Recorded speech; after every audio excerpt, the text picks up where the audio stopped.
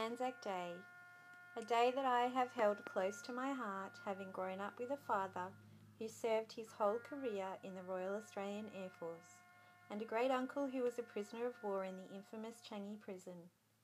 This Anzac Day, though, not only was I the daughter of a serviceman, I was also a student studying education, looking at Anzac Day with a different perspective, after studying the notions of culture and identity, and in particular difference and dominance. Anzac Day brings images and symbols that we commonly associate with Anzacs.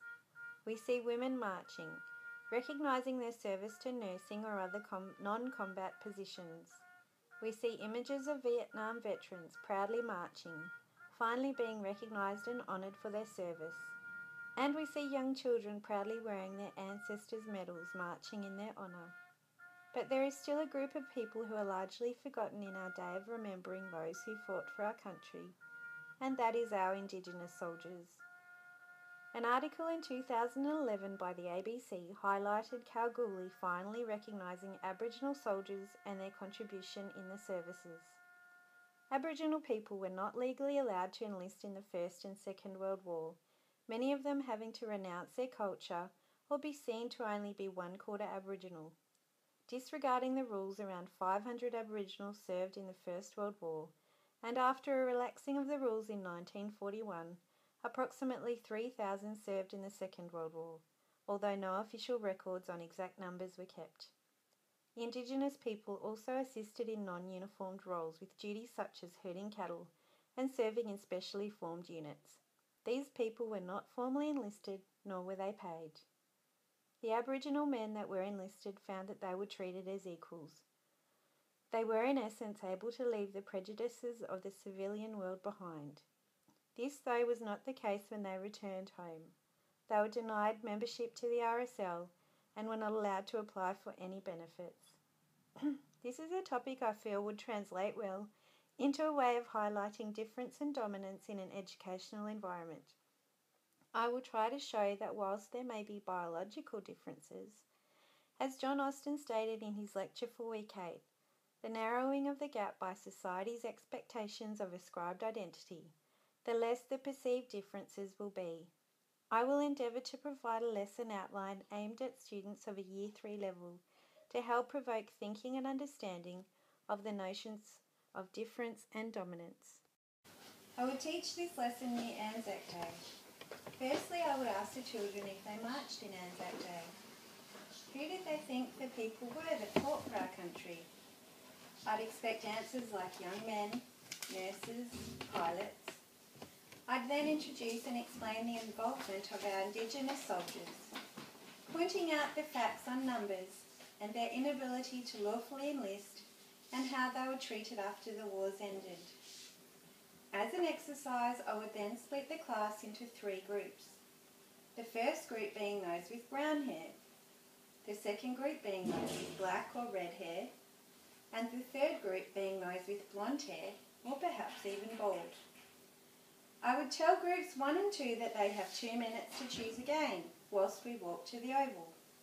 Those 2 groups would then have 10 minutes to play a game, whilst the third group sat and worked on their workbooks quietly. We'd then head back to the class. I would ask each group for words that they described how it felt. The first and second group would probably use words like happy,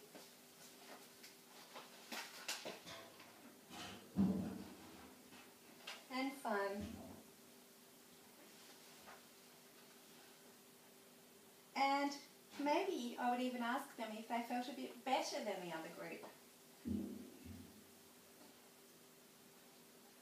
And for the group that was excluded, I'd ask them how they felt.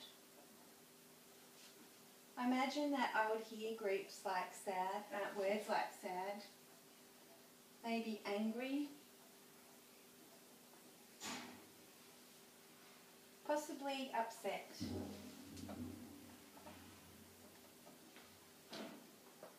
I would then ask group 1 and 2 to return to their desks and get their workbooks out to start working quietly.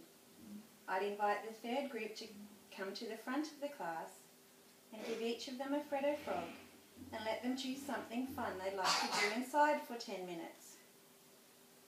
I would then sit all of the children down again and ask how they felt this time, the excluded group and the included group's feelings. I may perhaps get some more words, the ones that were included this time. Would they have any different words?